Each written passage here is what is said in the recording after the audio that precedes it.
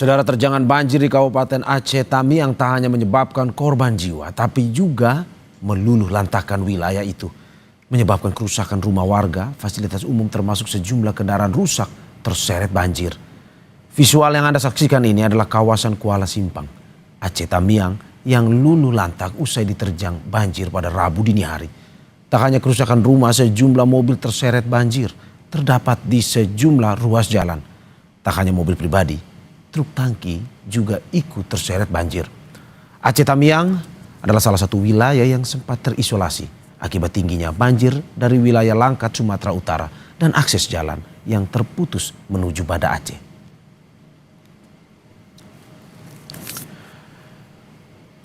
Dan untuk mengetahui lebih lengkapnya, saudara, kita sudah bersama jurnalis Kompas TV, Emir Syahpurban, dan juru kamera Dedi Ginting di Aceh Tamiang. Emir, selamat pagi. Saat ini tepatnya lokasi Anda berada di mana dan bagaimana pantauan kondisi terkini di sana?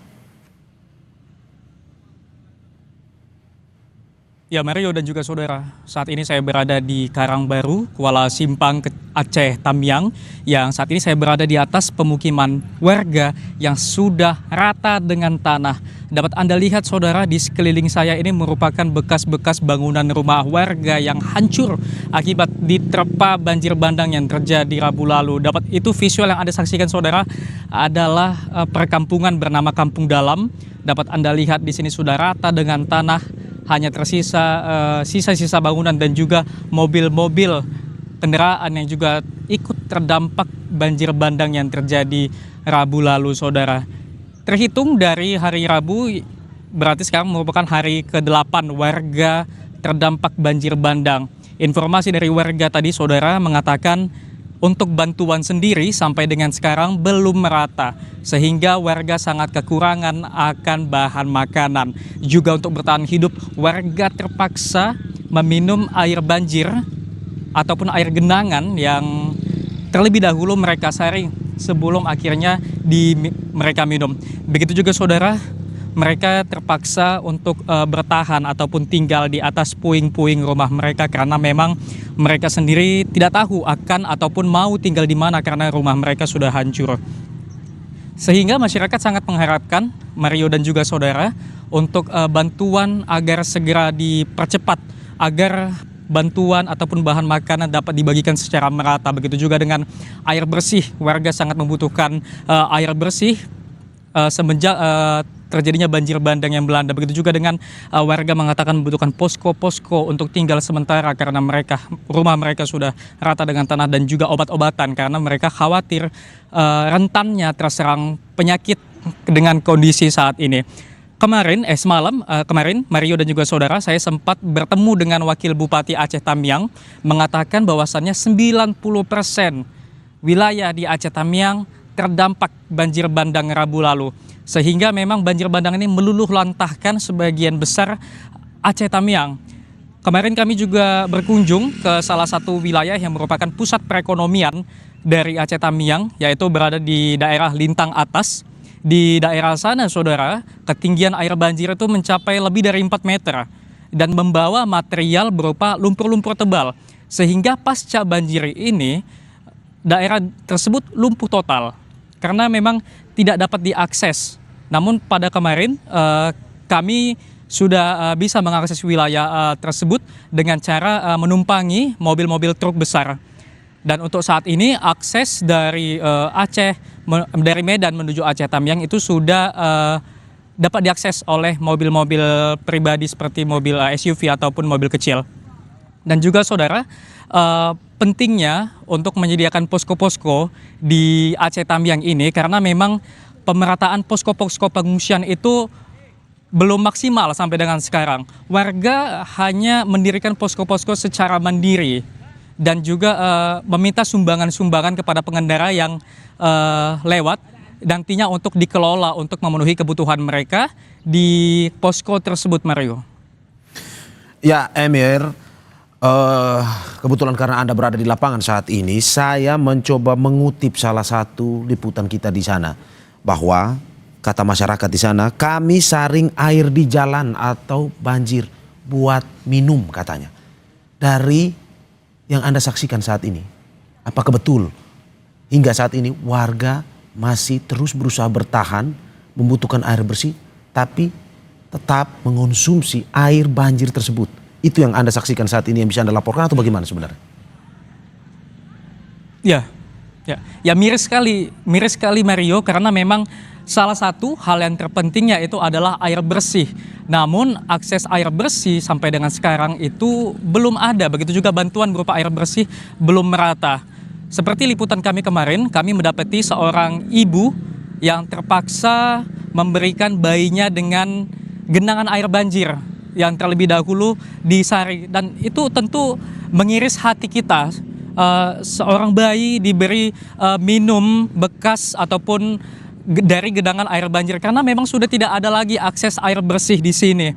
Dan sampai hari ini saudara, warga sangat membutuhkan air bersih selain untuk memasak, juga untuk tentunya minum ya, karena khawatir sekali warga itu bisa dehidrasi karena ini sudah memasuki hari ke-8.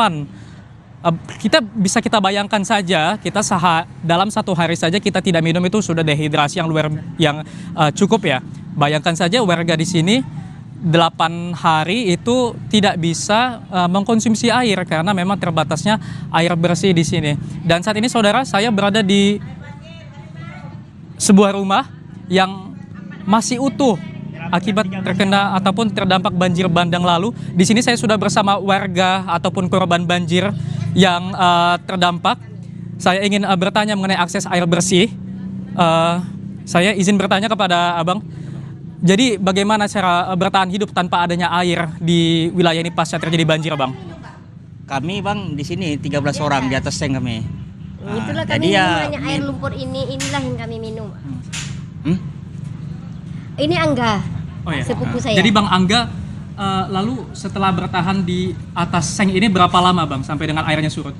Di atas seng 4 hari 3 malam. 3 hari 4 malam. Lalu setelah banjir terjadi, bagaimana bisa bertahan hidup sampai dengan ini kan sudah memasuki 8 hari. Bagaimana bisa bertahan hidup sampai dengan saat ini? Ya menunggu-nunggu bantuan lah Bang. Nunggu-nunggu bantuan. Ya habis itu ya apa yang ada yang di sini ya kita minum kayak air sumur sisa kan. Dan betul Bang mengkonsumsi air bekas-bekas genangan banjir nih Bang? Iya Bang ya. Mau tidak mau lah Bang kan. Baik, sampai saat ini belum ada bantuan yang merata dari pemerintah, benar itu Bang? Betul Bang. Namun saya sempat melihat tadinya ada helikopter lalu lalang. Kalau boleh tahu itu apakah menjatuhkan bantuan atau seperti apa ya Bang? Untuk saat ini di sini memang ada, nggak tahu lah dia jatuhkan di mana kan. Baik.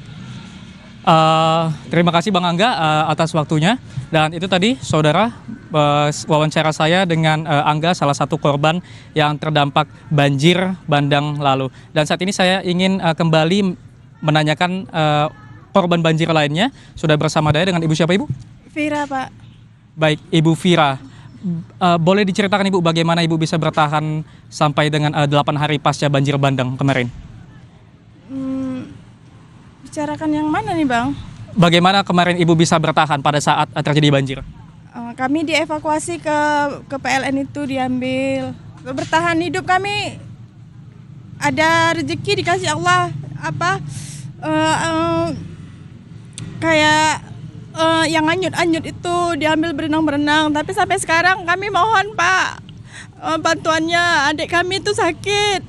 Kami belum ada turun apapun di sini, belum dapat bantuan apapun. Kami mau konsumsi air banjir itu. Ada sini banyak yang sakit Pak. Kami mohon, belum ada apa-apa kami di sini. Pesawat lewat, belum ada turun apa-apa di sini Pak. Kami ada itu sakit, ada yang sakit, ada anak-anak ini mulai batuk-batuk kami Pak. Ya saudara. Selain itu, Bu Vira kalau boleh tahu untuk bertahan hidup untuk minum itu seperti apa Ibu? Minum kami air genang-genangan ini, nanti ada dapat aqua yang sisa-sisa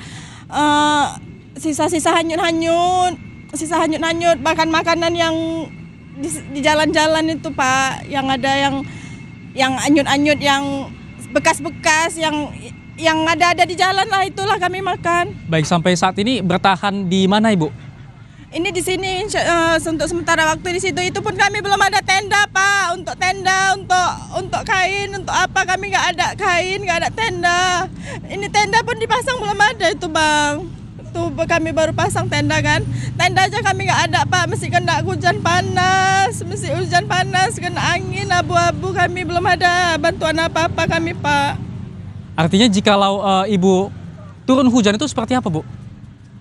Kebasahan lah Bang, kebasahan kami, nggak tahu kami bilang kayak mana. Terakhir Bu, apa yang Ibu dan korban lainnya butuhkan?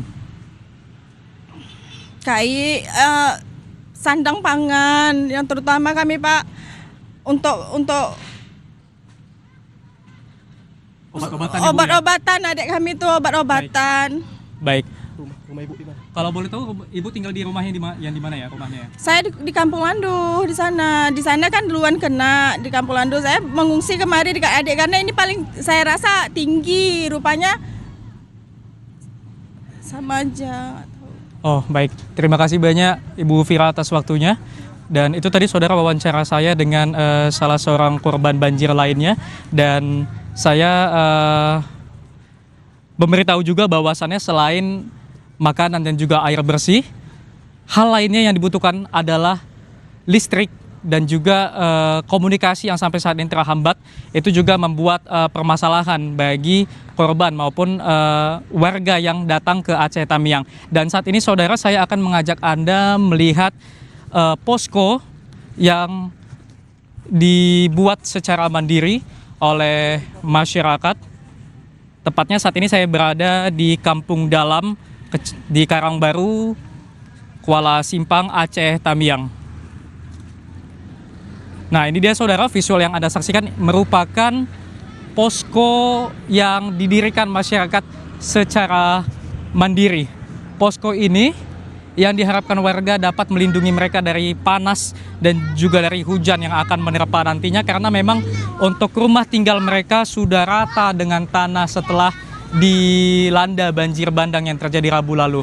Dan dapat Anda saksikan saudara, di sini korban-korban banjir berkumpul untuk mengisi daya alat komunikasi mereka berupa handphone ataupun smartphone, karena memang kita tim liputan dari Kompas TV datang ke lokasi dengan membawa mobil SNG ataupun mobil satelit yang memiliki daya listrik. Dan dapat Anda lihat di sini saudara, merupakan warga ataupun korban banjir di Aceh Tamiang yang berkumpul siang hari ini saudara.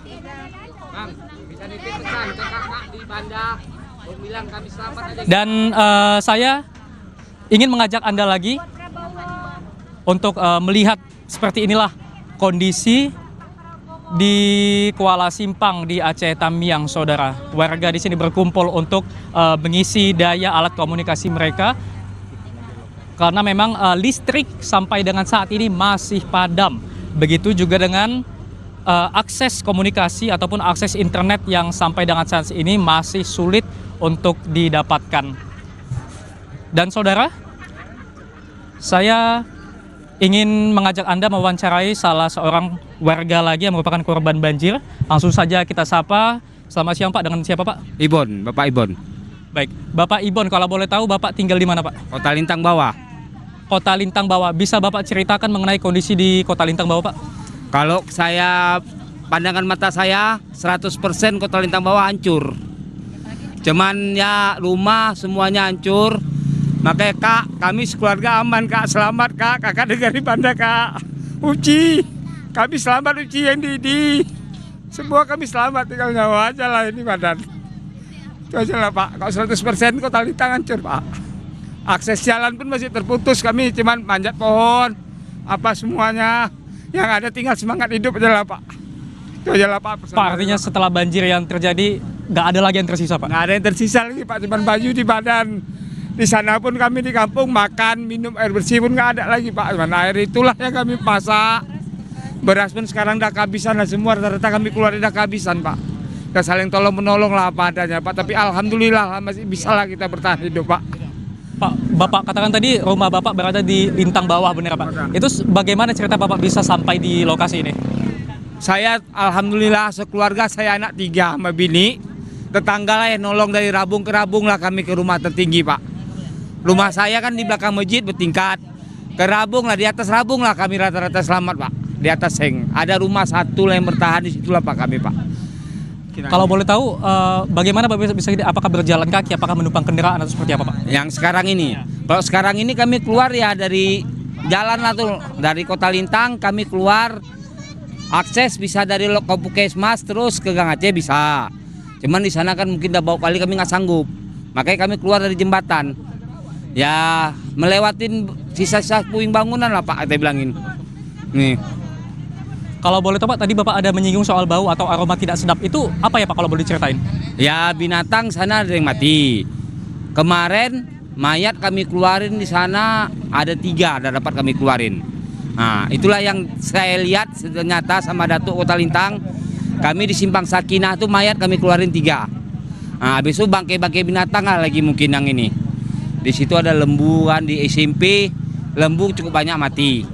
Nah, SMP 1 Kuala Simpang lah. Nah itu. Baik, terima kasih banyak Bapak atas waktunya. Iya Pak, makasih Pak. Ya itu saudara, saya tadinya kembali lagi menanyakan ataupun berbicara dengan salah seorang korban banjir yang mengatakan akibat ataupun pasca banjir beliau tidak memiliki apapun yang tersisa, begitu juga dengan korban-korban banjir lainnya. Mario. Ya Emir, sungguh mengiris hati laporan yang Anda sampaikan kepada kita ini dengan kondisi yang Anda sampaikan dari beberapa narasumber yang Anda wawancara, mulai dari yang saya ingat tadi bahwa mereka bahkan anak bayi ya, anak kecil harus meminum air banjir yang sudah berlumpur di sana untuk bisa bertahan hidup. Belum lagi juga ada yang masih belum mendapatkan bantuan pangan. Kalau kita lihat apa yang Anda perlihatkan kepada kita bahwa hampir mereka melakukan pengungsian secara mandiri, membangun tenda-tenda semi permanen yang dibangun di sekitar rumahnya.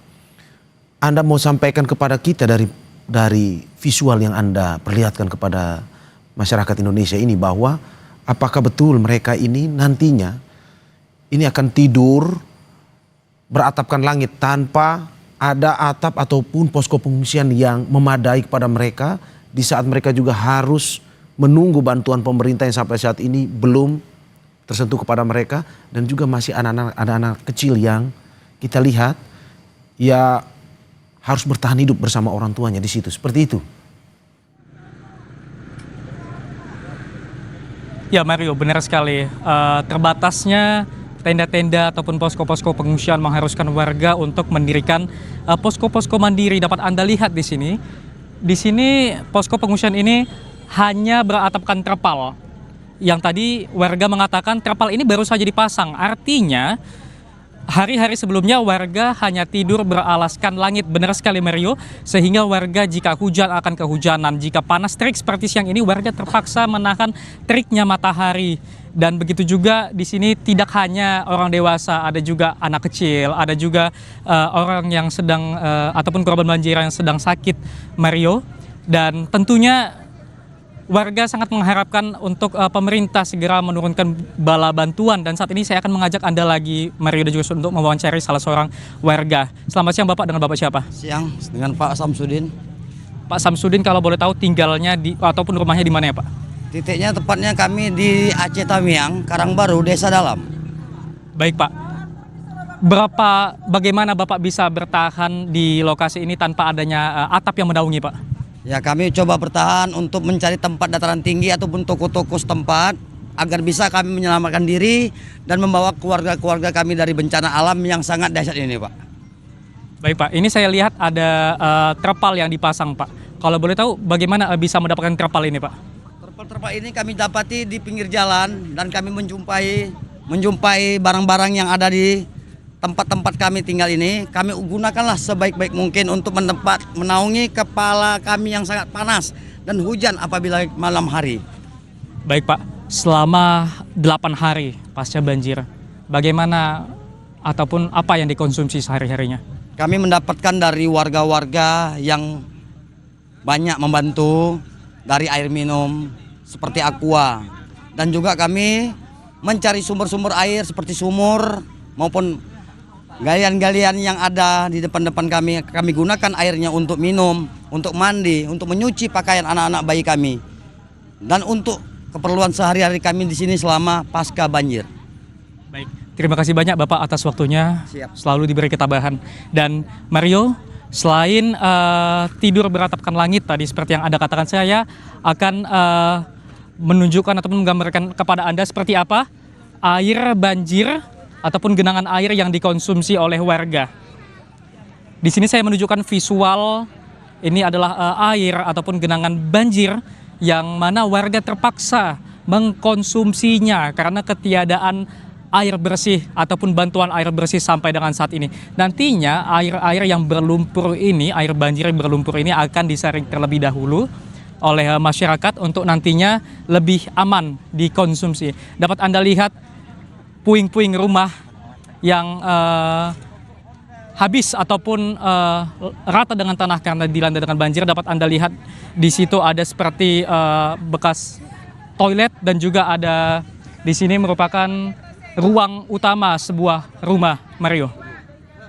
Ya, terima kasih Emir Syahpurba dan Dedi Ginting atas laporan. Kita berharap pemerintah bisa cepat memberikan bantuan ke lokasi Anda melaporkan saat ini. Tetapi tetap tahan karena kita akan terus mengupdate kondisi terkini dari sana lagi. Terima kasih sekali lagi Emir Syahpurba, Dedi Ginting. Selamat bertugas kembali dan tetap utamakan kehati-hatian.